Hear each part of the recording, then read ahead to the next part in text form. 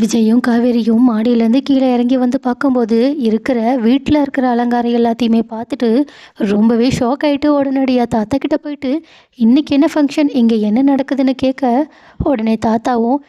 இன்னைக்கு உங்களுக்கு தாண்டா ஃபங்க்ஷன், முதல்ல போங்க போய் ரெடி ஆகுங்கன்னு சொல்ல உடனே காவேரியும் தாத்தா இன்னைக்கு என்ன ஃபங்க்ஷன்னு கேட்க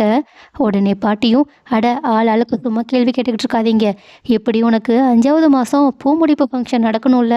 அதை தான் இன்றைக்கி நடத்த போகிறோம், உன்னோட வீட்டிலேருந்து எல்லாரும் இன்றைக்கி வரதா சொல்லிட்டாங்கன்னு சொல்ல காவேரி உடனே என்ன என் வீட்டிலேருந்து வரேன்னு சொன்னாங்களா, என்கிட்ட யாருமே எதுவுமே சொல்லலையே, அட அவங்க வர்ற அவசரத்தில் உங்ககிட்ட சொல்லாமல் இருந்திருப்பாங்க, நேற்றும் அவங்களுக்கு உங்ககிட்ட சொல்ல டைம் கிடச்சிருக்காது, இப்போ அதெல்லாம் உனக்கு எதுக்குன்னு சொல்லிட்டு உடனடியாக அவங்க ராதா கிட்ட இந்த மாதிரி காவேரிக்கும் விஜய்க்கும் அவங்க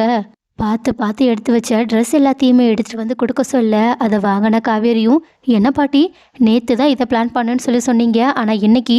இவ்வளோ சூப்பரான ட்ரெஸ் எல்லாத்தையுமே எங்களுக்காக எப்படி வாங்கினீங்க, அதெல்லாம் எனக்கு எப்படி வாங்கணுமோ அப்படி வாங்க தெரியும், நீ எதுக்கு அதெல்லாம் கேட்டுக்கிட்டு இருக்கப்போ போய் முதல்ல மாடிக்கு போயிட்டு ரெடி ஆகிட்டுருவா, ஏன்னா நிறைய சொந்தக்காரங்க வர ஆரம்பிச்சிட்டாங்க. ஆனால் காவேரியும் ஏன் பாட்டி உங்களுக்கு உடம்பு சரியில்லாதது உங்களுக்கு ஞாபகம் இருக்கா இல்லையா, இப்படி போட்டு எல்லா வேலையும் செஞ்சுக்கிட்டு இருக்கீங்க, என்ன விஜய் நீங்களும் எதுவுமே சொல்ல மாட்டீங்களா, அட எதுக்காக காவேரி இப்படி பேசிக்கிட்டு இருக்க, எல்லாம் பாட்டியோட சந்தோஷத்துக்காக தானே அப்படின்னு சொல்லிட்டு அவங்க காவேரியை சமாதானப்படுத்தி அங்கேருந்து கூட்டிகிட்டு போயிடுறாங்க. ஆனால் பாட்டியும் என்னதான் காவேரி சொன்ன மாதிரியே தன்னோட உடம்புக்கு சுத்தமாக முடியலனாலும் அவங்க பார்த்து பார்த்து இந்த ஃபங்க்ஷனுக்கான ஏற்பாடு எல்லாத்தையுமே பண்ணிக்கிட்டு இருக்க. ஆனால் வீட்டில் இன்னொரு பக்கமும் கங்காவுக்கு செம்ம கடுப்பு, ஏன்னா இப்படி ஒரே நாளில் ஃபங்க்ஷன் நடத்தணும்னு சொன்ன உடனேயே நம்மளோட அம்மா அவங்க சொன்னது எல்லாத்துக்குமே தலையாட்டிட்டு சரின்னு சொல்லிட்டு ஒத்துக்கிட்டது மட்டும் இல்லாமல் காலையில் சீக்கிரமாக எந்திரிச்சு அதுக்கான ஏற்பாடையுமே செஞ்சிட்டாங்களேன்னு சொல்லிட்டு அவங்க அதனால சாரதாவை திட்டிக்கிட்டு இருக்காங்க.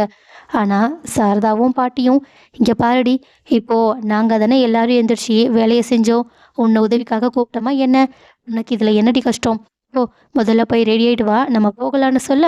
ஆனால் கங்காவும் ஏன் ரெடி ஆகிறதுக்கு என்ன இருக்குது, இதுவே நல்லா தான் இருக்குன்னு சொல்ல, ஆனால் சாரதாவும் நிலைமையை புரிஞ்சுக்கிட்டு என்னம்மா அங்கே ஃபங்க்ஷனுக்கு நிறைய பேர் வருவாங்க, அப்போ நீ இப்படி சாதாரண படவையோடு வர்றது நல்லா இருக்காது, போய் ஏதாவது பட்டு சேலை இல்லைனாலும் நல்ல சிலையாக கட்டிட்டு வா என் செல்லம் இல்லைன்னு சொல்லிட்டு அவங்களுக்கு ஐஸ் வச்சு அவங்கள அங்கேருந்து அனுப்பி வைக்க கங்காவும் சரி வேறு வழியே இல்லைன்னு சொல்லிட்டு உடனடியாக அங்கே போயிட்டு அவங்க செம்மையாக சூப்பரான ஒரு சாரியை கட்டிட்டு சாரதாவோட வந்துடுறாங்க. ஆனால் இப்படி இவங்க 3 பேரும் குடும்பத்தோடு வர்றதை பாட்டி பார்த்துட்டு ரொம்பவே சந்தோஷப்பட்டது மட்டும் இல்லாமல் உடனடியாக அவங்கள வாசலில் நின்று வரவேற்கிறாங்க.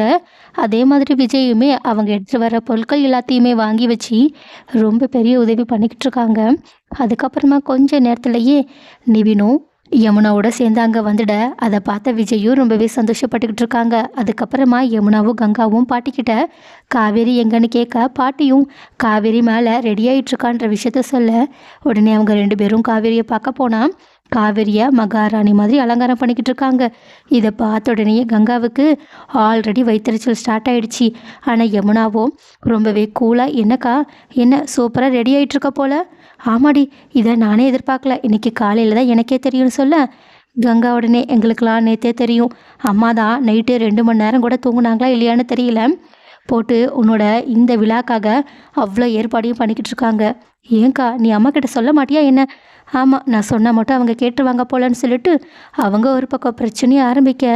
உடனே காவேரியும் இந்த மாதிரி தனக்காக தன்னோட அம்மா இவ்வளோ கஷ்டப்பட்டாங்களான்னு சொல்லிட்டு ரொம்பவே வருத்தப்பட, ஆனால் யமுனாவுக்கோ வேற ஒரு வருத்தம், எங்கே காவேரி முன்னாடி தான் கொஞ்சம் அழகு கம்மியாக தெரிஞ்சிருவோமோன்னு சொல்லிட்டு காவேரிக்கிட்டேயே அக்கா எனக்கும் கொஞ்சம் மேக்கப் போட்டு விட சொல்கிறியான்னு கேட்க உடனே காவேரியும் அந்த மேக்கப் ஆர்டிஸ்ட் கிட்ட யமுனாவுக்கும் மேக்கப் போட்டு விட சொல்லிட்டு கங்கா அக்கா உங்களுக்கும் மேக்கப் போடணுமான்னு கேட்க கங்காவும் எனக்கெலாம் மேக்கப்பே தேவையில்லை, நான் மேக்கப் போடாமலே நல்லா தான் இருப்பேன்னு சொல்ல, ஆனால் காவேரியும் கங்கா போட்டிருக்க மேக்கப்பை கண்டுபிடிச்சி அவங்கள செம்மையாக கிண்டல் பண்ணிக்கிட்டு இருக்காங்க. ஆனால் அது ஒரு பக்கம் இருந்தாலும் கடைசியாக எல்லோரும் ரெடி ஆனதுக்கப்புறமா 3 பேரும் ஒன்றா சேர்ந்து குரூப் ஃபோட்டோலாம் எடுக்கிறாங்க. அதை பார்க்கும்போது உண்மையாகவே நல்லா தான் இருக்குது. ஆனால் அந்த சந்தோஷம் எவ்வளோ நேரம் நிலைக்குதுன்னு பார்ப்போம். பட் இந்த மாதிரி ரெடி ஆனதுக்கப்புறமா காவேரியை கங்காவும் யமுனாவும் சேர்ந்து கீழே கூட்டிகிட்டு வர அப்போ இந்த மாதிரி காவேரி இவ்வளோ அழகாக இருக்கிறத பார்த்துட்டு விஜயை வாயை பழந்து காவேரியை பார்த்துக்கிட்டு இருக்காங்க. ஸோ கைஸ் இந்த பூமுடிப்பு விழா சீக்கிரமாக நடந்து முடியணும். அது மட்டும் இல்லாமல் இந்த விழாவில் கண்டிப்பாக பிரச்சனைகள் வரக்கூடாதுன்னு யாரெல்லாம் நினைக்கிறீங்க?